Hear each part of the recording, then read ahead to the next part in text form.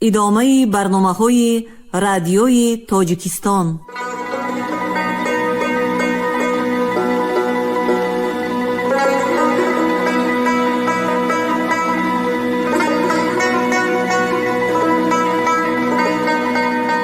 السلام علیکم شنونده های گرامی، با توجه شما گفتاری ادبی از سلسله خوانش بدیعی اثر نویسنده بزرگ تاجیک صدرالدین عینی، یادداشت‌ها در قرائت عبدالرشید خوجامقلوف. قسم دوم، گفتار 43. این خانه ز خشتی کهنه انداختم، در بی جشن زرفتگان ساختم، تا اهل زمان ما بدانند که من یک عمر جوانی به چه ره باختم. مؤلف.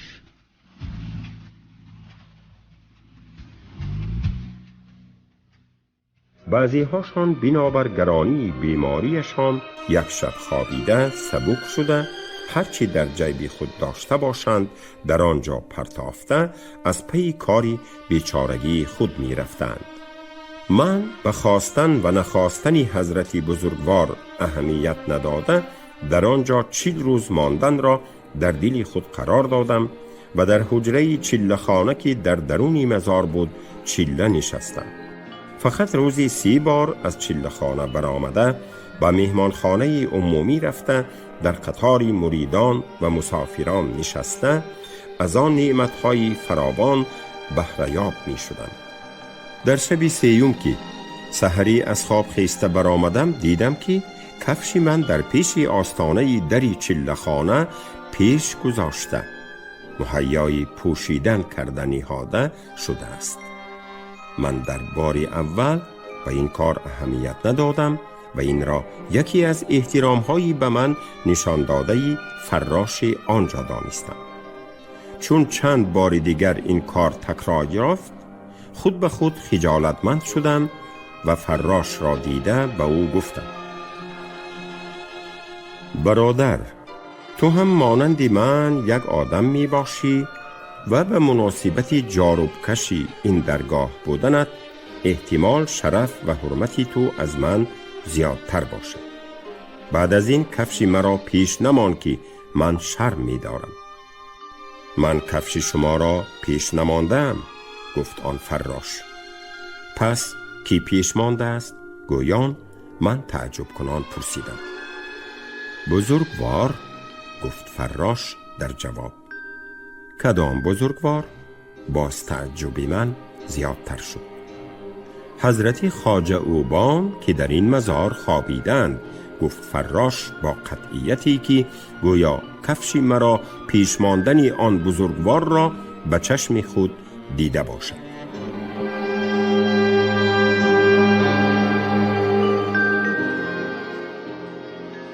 از این جواب تعجب من باز هم زیادتر شده در این کار یک سیر بودن را پی بردم. اما برای درست فهمیده گرفتن آن سیر نخندیده و جدیانه از فراش پرسیدم: حضرت بزرگوار چرا کفش مرا پیش ماندند؟ مگر در حق من یگان التفاتی علاهیده دارند؟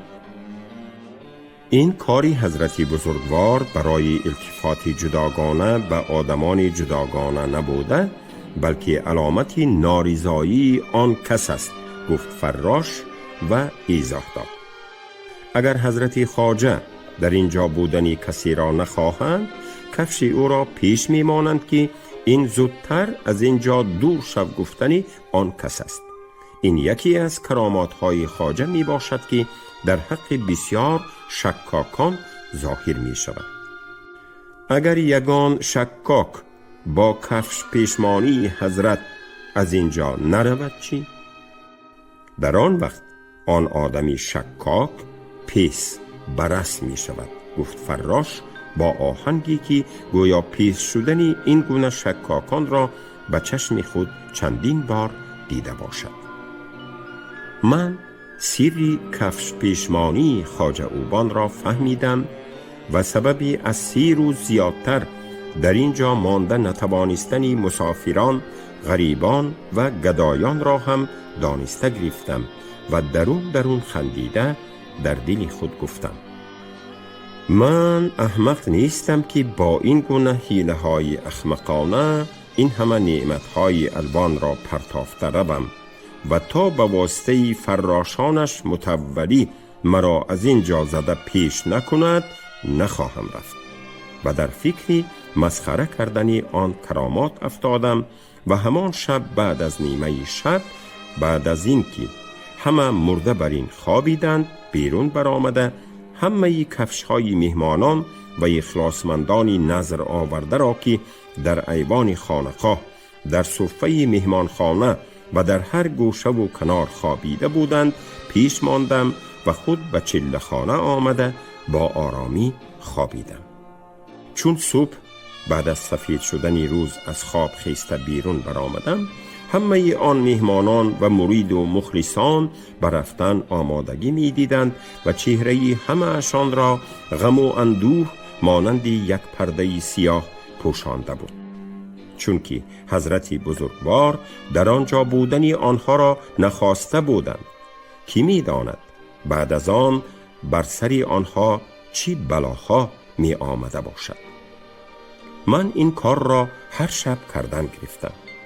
کار به جایی رسید که غیر از متولی، فراشان و من همه آدمها را نخواستنی خواجه اوبان در آبادانی اطراف آوازه شد و پای نظردیهان و هدیه بیاران گویا از مزار تماما کنده گردید. در آن میان روزی متولی به پیش من به چله خانه در آمد. روی او از اولی هم سرختر و چشمانش بیجا بود. من گمان کردم که حاضر او مرا از اینجا خواهد راند و اگر نروم به واسطه فراشان مرا با زوری دور خواهد کرد.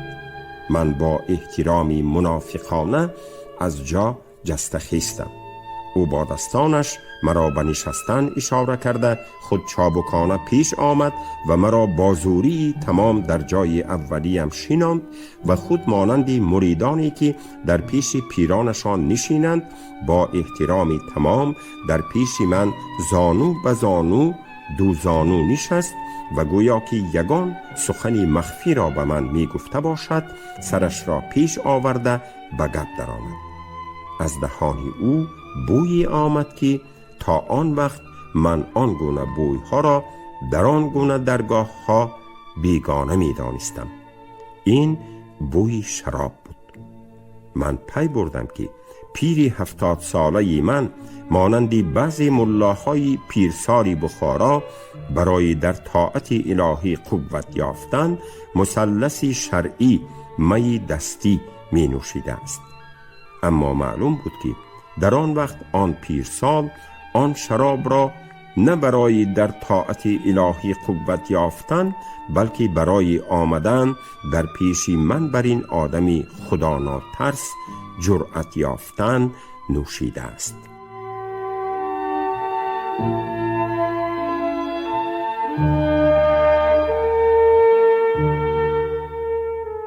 متولی گپ سر کرد. معلوم می شود که شما از کفش پیشمانی حضرت بزرگوار نمی ترسیده ای؟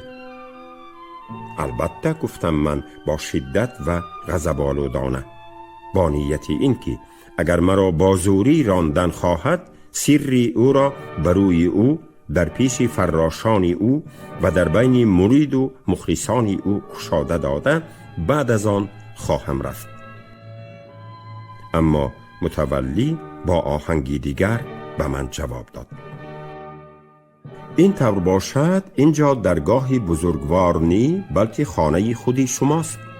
فقط از شما التماس آن که خدمت کفش پیشمانی را از دست بزرگوار گرفته به آینده و روندگان و به مرید و مخلصان این درگاه خلل نرسانید و التماس دیگر آن که این سر را فاش نکنید، چون که سری مردان پوشیده به گفتند.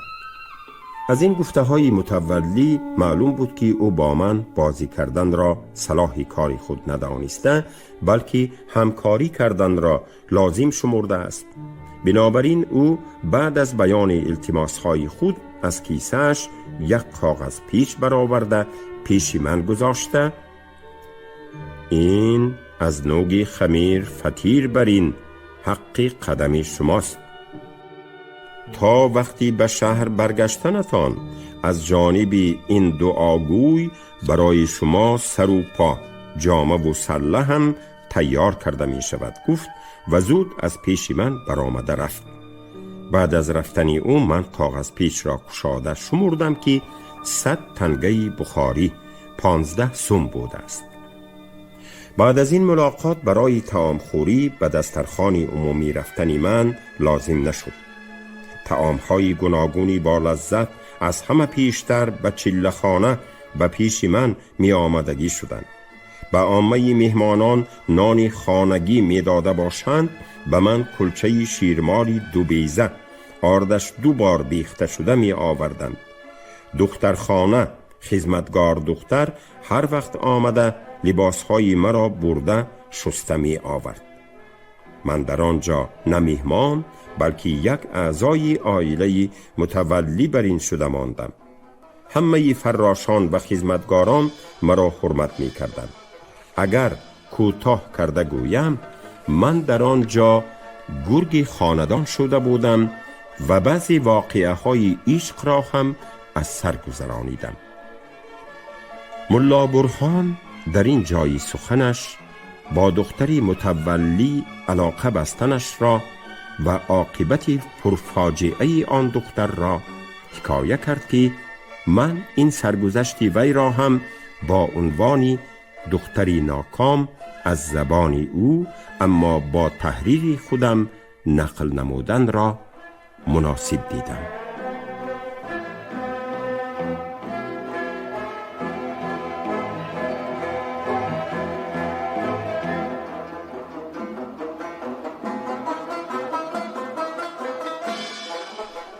دختری ناکام.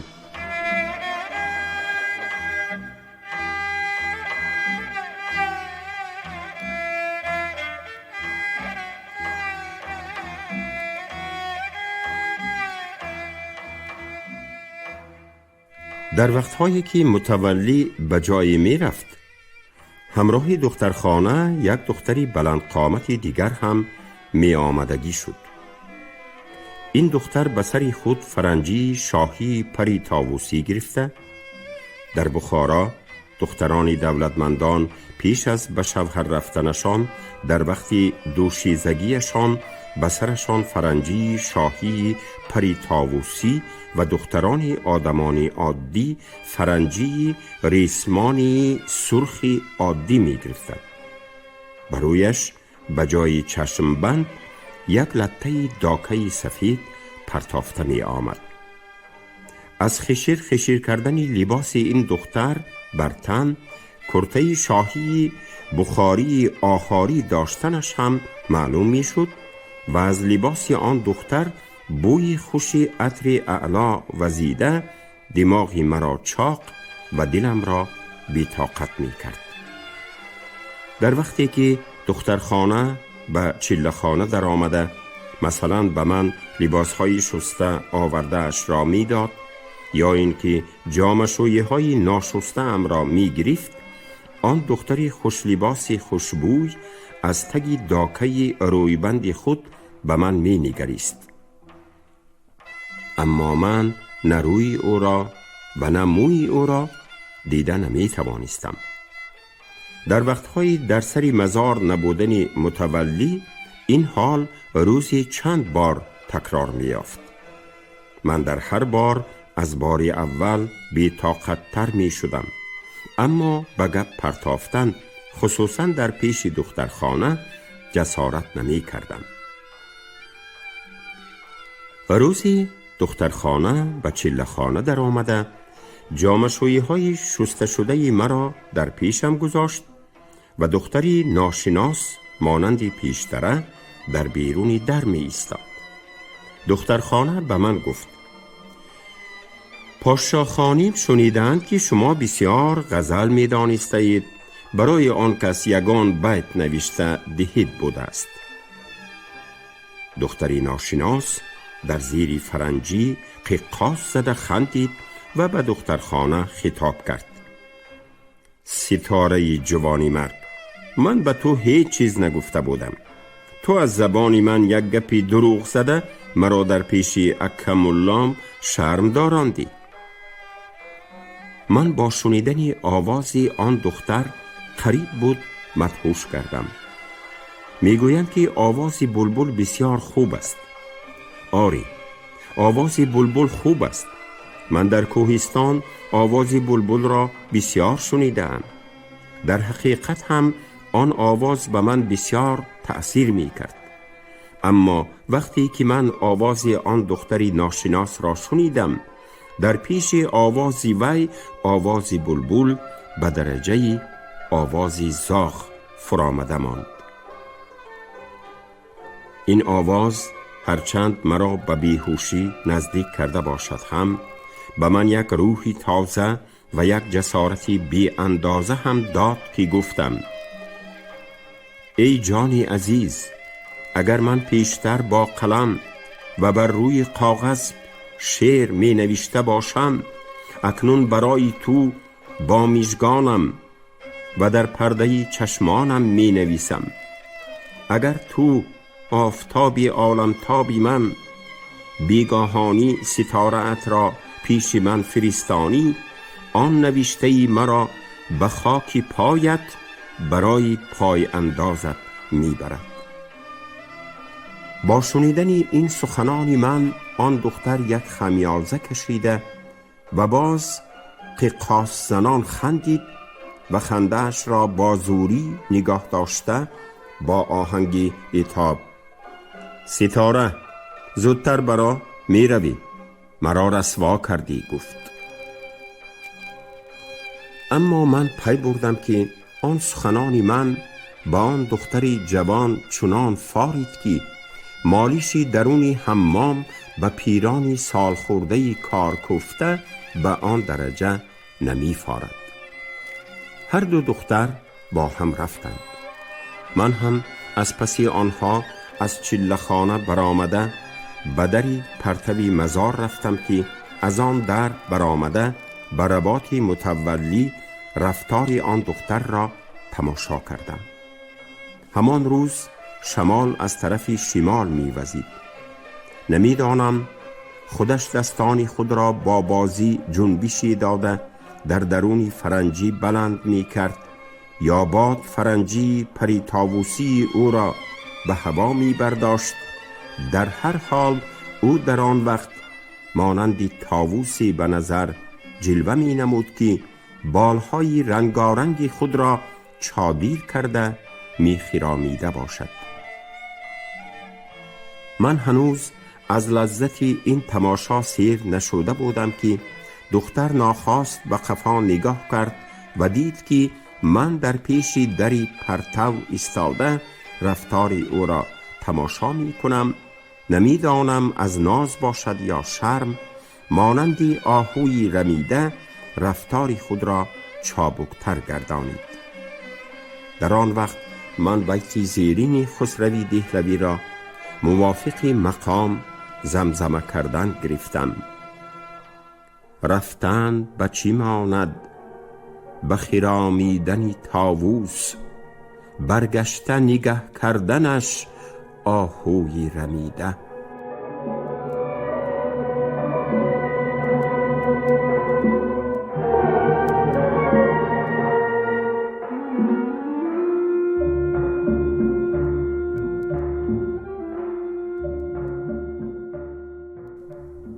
او رفته به رباط در آمد.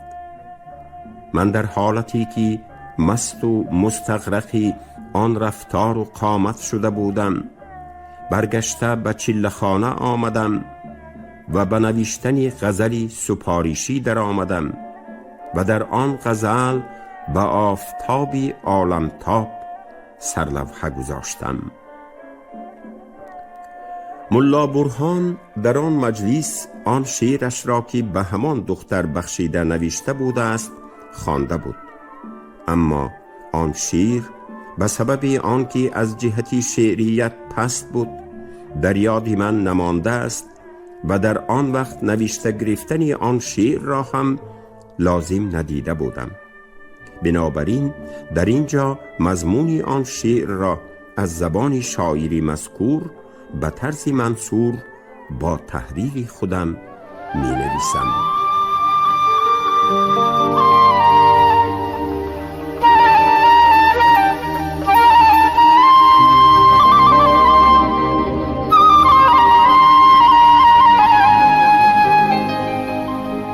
به آفتابی عالمتاب.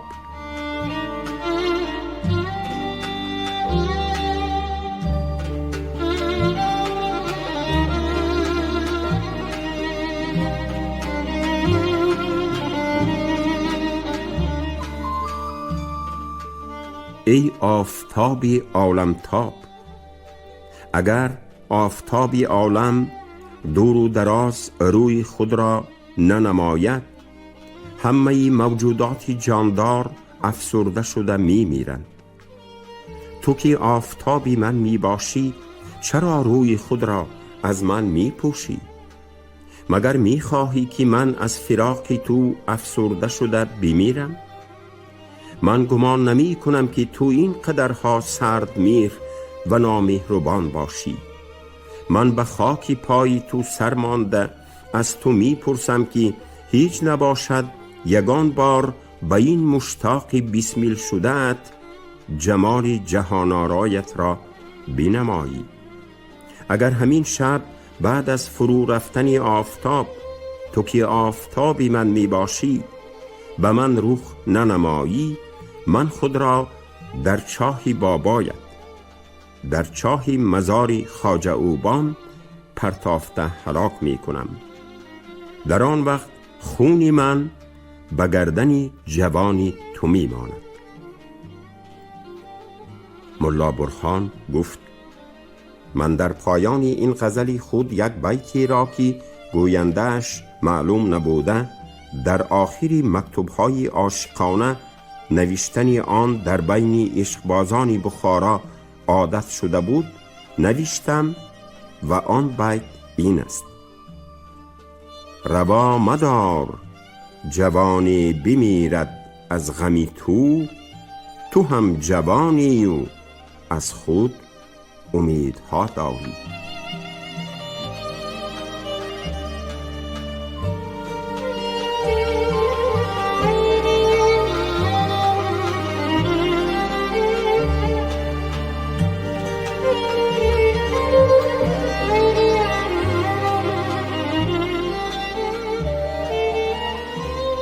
ملا برهان گفت: همان روز در نزدیکی فرو رفتن آفتاب ستاره آمد.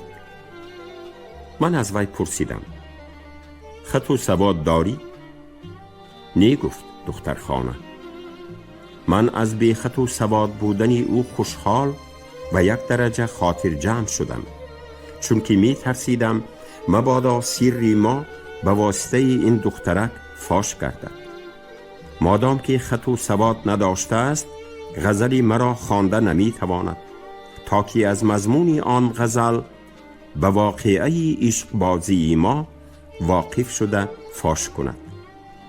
البته نظر به عقیده من، یک دخترکی 12 ساله صحرایی نه دلی مرا و نه دلی دختری زیبا را خوانده نمی توانست، تا اینکه با این راه راز دل ما را فهمیده آشکارا نماید. من از آن دخترک پرسیدم: پاشا خانت خط و سواد دارد؟ دارند، گفت او در جواب. گاها خط می نویسند و بسیار کتاب می خوانند. من غزلی خود را به ستاره سپرده ایستاده برای احتیاط به او تاکید نمودم: این غزلی مرا به کسی نشان ندی و به پیش من آمده از من به پاشا خان خط بردنت را به کسی نگوی. از شما پیشتر این گپ‌ها را به من پادشاه خانم تعیین کردند، گفت او تبسم کنان. بی وعده دادن هم من یگان گپی آن کس را و یگان کاری آن کس را به کسی نمی گویم، گفت دخترک با قطعیتی تمام و علاوه کرد.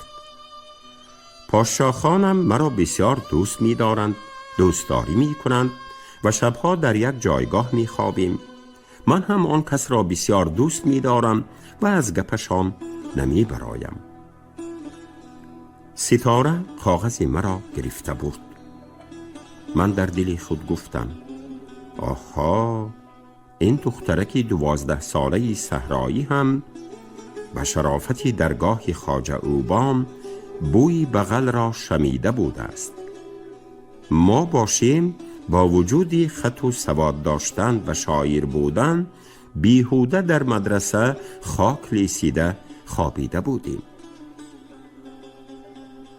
مگر دلی دختری صاحب جمال، من او را ندیده صاحب جمال تصور می کردم، از دلی من هم زیادتر بی‌طاقت بوده است که از میانه 10 دقیقه گذشته نگذشته ستاره باز آمد و از تبسم کنان آمدن او پی بردن ممکن بود که وی برای من یک خبری خوش می آورد. من به چله خانه آمده در آمدن او را منتظر نشده بی اختیار به دری حجره دویدم تا که آن خبری خوش را زودتر فهمم. اما دخترخانه سری دستان نازکی خود را به سری سینه ام نهاده مرا نرم نرم به پس به درونی چله خانه تیله داد. بی صبری نکنید، درون برایید، کسی پی نبرد، گفت. من در خجالت مانده در دل خود می گفتم آها، این دخترکی صحرایی ساده دل در عشق بازی از من داناتر بوده است و من از وی بی خبر ماندم. حیف از آن عمری 20 روزه که به سبب بی جرأتی و نادانی من در درون چله خانه در تنهایی با خونی دلخوری گذشت. من رفته در جای خود نشستم و شرم می داشتم که بروی دخترخانه‌ای که معلمه عشق من شده بود سر برداشته نگاه کنم. او کاغذی را از درون آستین خود برآورده به طرف من دراز کرد و من بی آنکه سر بردارم آن کاغذ را از دست او گرفتم.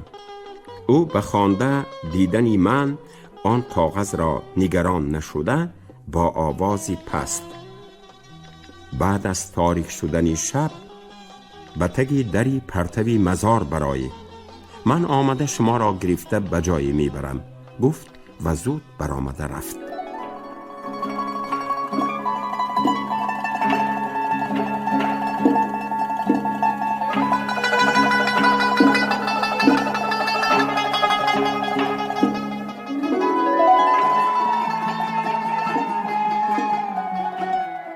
شما گفتار 43 را از روی اثری نویسنده بزرگ تاجیک صدرالدین عینی یادداشت‌ها شنیدید. راوی عبدالرشید خوجمقلوف، کارگردان شیرعلی نغزلی. پایان گفتار ادبی از سلسله خوانش بدیعی.